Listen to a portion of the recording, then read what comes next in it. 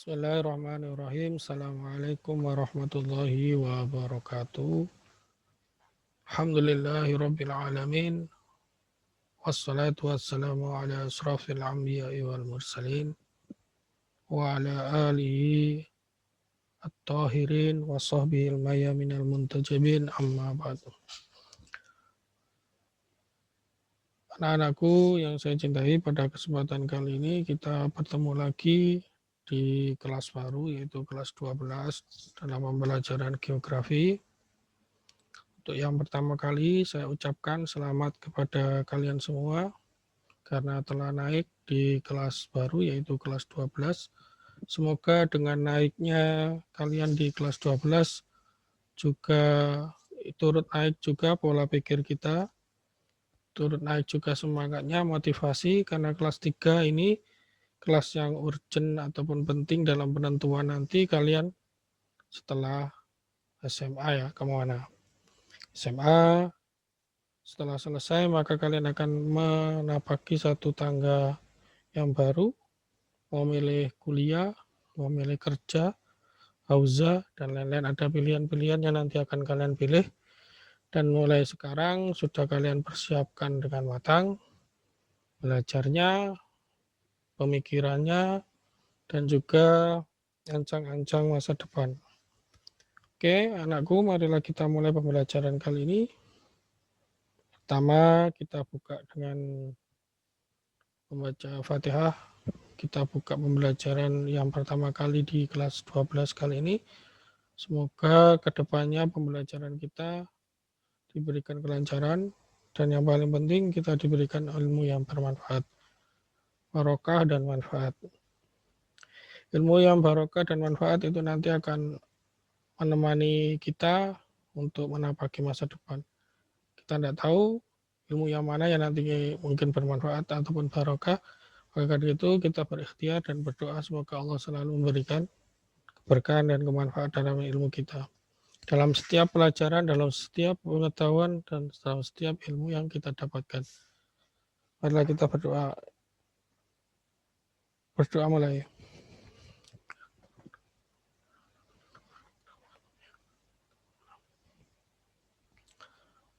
Oke, sebelum nanti masuk ke pembelajaran, kita akan kenali dulu materi-materi yang akan masuk di kelas 12. Di kelas 12 kita kali ini pada tahun pembelajaran 2021-2022, karena di masa pandemi dan juga sekolah memiliki visi misi untuk pengawalan anak-anak khususnya SMA nanti ke jenjang perguruan tinggi, maka kita memakai namanya kurikulum esensial atau kurikulum yang penting-penting saja. Jadi kurikulum esensial ini lebih sedikit dimanfaatkan materinya. Yang dulu mungkin 4 jadi 3, yang dulu mungkin 6 jadi 4, dan lain-lainnya. Untuk kompetisi dasar di kurikulum esensial kelas 12, yang dulu 4 sekarang jadi 3 saja. Yang pertama tentang wilayah dan tata ruang. Jadi bab yang pertama atau KD yang pertama kita akan membahas dan mengupas tuntas tentang konsep wilayah, perwilayahan, dan tata ruang. Yang kedua, kita akan mempelajari struktur keuangan desa dan kota. Dan yang terakhir, ini masuk di semester 2 biasanya, yaitu karakteristik negara maju dan berkembang. Untuk kali ini, nanti selain pembelajaran yang ada di kurikulum ini, yaitu kurikulum esensial, kita nanti akan menyusupkan. Jadi ada 4 kali pertemuan, 4 minggu, itu nanti ada 1 kali pertemuan ataupun 2 kali pertemuan. Nanti kita akan sisipkan KD dalam KD 1, 3.1, 3.2, dan 3.3 ini materi-materi yang berhubungan dengan pertanyaan ataupun persoalan yang akan masuk di SBMPTN atau UTBK ya, biar kalian paham. Oh, gini soalnya UTBK gitu ya. biar sudah bisa nanti waktu kalian ikut UTBK tidak kaget gitu ya, karena materinya lebih sulit daripada materi-materi yang ada UN ataupun USBN ya. Oke, untuk yang pertama nanti kita akan mempelajari tentang wilayah, perwilayahan, dan perencanaan tata ruangnya. Oke, kita akan masuk ke bab pertama. Wilayah dan perwilayahan serta tata ruang. Di benak kalian ada pertanyaan masih seperti ini. Pak, apa hubungannya Pak wilayah, perwilayahan, dan tata ruang dengan geografi gitu ya. Nah, di satu pendekatan yang pernah kita pelajari di kelas 1 yaitu kompleks wilayah atau kewilayahan itu merupakan hal yang penting yang ada di geografi gitu ya. Karena wilayah ini adalah sebuah daerah tertentu yang nanti memiliki batas lah. Batas ini yang akan kita pelajari karena batas itu akan membedakan dengan daerah yang lain gitu ya. Di daerah yang memiliki karakteristik yang berbeda atau khas yang membedakan daerah satu dengan daerah yang lain itu disebut dengan wilayah atau region gitu ya.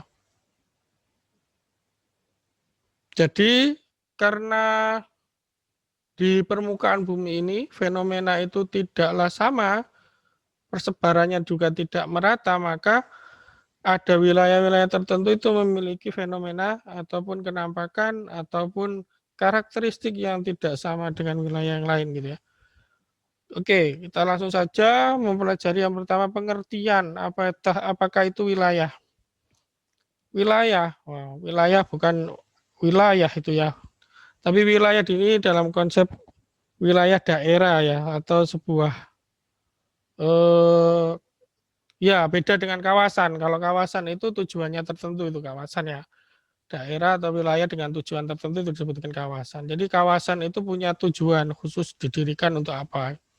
Kawasan industri berarti kawasan itu untuk wilayah itu untuk industri. Kawasan pendidikan, maka isinya pemerintahan, perkantoran, dan lain itu berarti punya maksud atau tujuan tertentu untuk membangun atau membuat sebuah perkumpulan tata ruang ya, perubahan tata ruang tertentu. Oke, menurut Taylor, wilayah adalah suatu daerah tertentu di permukaan bumi yang dapat dibedakan dengan daerah tetangganya atas dasar kemampuan dan karakteristik yang menyatu. Jadi kata kuncinya adalah memiliki perbedaan dengan daerah tetangganya. Nah, itu merupakan kata kuncinya, berarti beda. Yang kedua, Rustiadi. Rustiadi adalah menyebutkan bahwasanya wilayah adalah unit geografis dengan batas-batas spesifik tertentu di mana komponen-komponen wilayah tersebut satu sama lain saling berinteraksi secara fungsional. Batasan wilayah tersebut tidak selalu dengan kenampakan fisik dan pasti, melainkan bersifat dinamis. Nah, ada dua pendapat ahli gitu ya. Menurut Taylor dan menurut Rustiadi. Apakah kalau kita tidak bisa membuat pendapat atau definisi sendiri gitu, maka boleh, asalkan ada kata kunci yang sudah masuk di sebuah konsep tersebut. Contohnya wilayah. Konsep wilayah itu konsep yang harus masuk adalah apa? Suatu wilayah yang khas yang memiliki kenampakan tertentu. Itu namanya wilayah.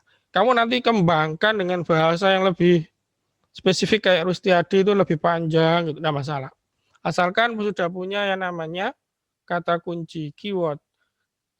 Anak-anak IPS itu kalau mudah memahami sebuah definisi, konsep, dan lain-lain itu adalah saya punya rumus itu dengan memakai keyword. Kalian harus tahu keywordnya apa. Karena orang itu boleh berbeda definisi asalkan keywordnya sama gitu ya. Terserah, panjang, lebar, tidak masalah. Yang penting keywordnya ada. Tapi kalau kalian panjang, lebar, tidak ada kata kuncinya, maka tetap salah gitu. Maka kita harus pegang kata kuncinya. Oke? Itu saja kali ini kita perkenalan. Untuk materi yang pertama kita akan bertemu dengan wilayah dan nanti perwilayahan. Sekarang definisi wilayah atau region. Bahasa kerennya itu region.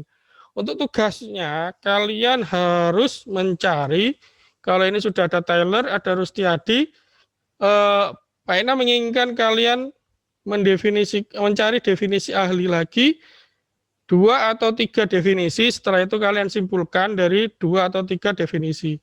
Jadi buatlah kesimpulan ya.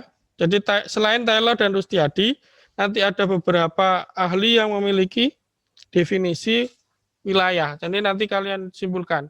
Pakai bahasa Inggris Pak, oh enggak apa-apa, region is bla bla bla bla, never mind. You can make the definition with English, never mind. Yes. Pokoknya terserah. Nanti kalian yang poin yang akan Bapak nilai adalah poin rangkuman kalian dari 2 atau 3 definisi itu. Disimpulkan ya. Simpulkan memakai bahasa kalian sendiri.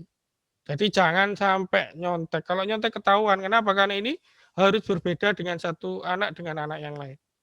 Oke, terima kasih. Untuk kali ini kita cukupkan sekian. Untuk pembelajaran kali ini kita tutup dengan membaca Alhamdulillah. Alhamdulillah Rabbil Alamin. Billahi taufiq wal hidayah wa ridha wal inayah. Assalamualaikum warahmatullahi wabarakatuh.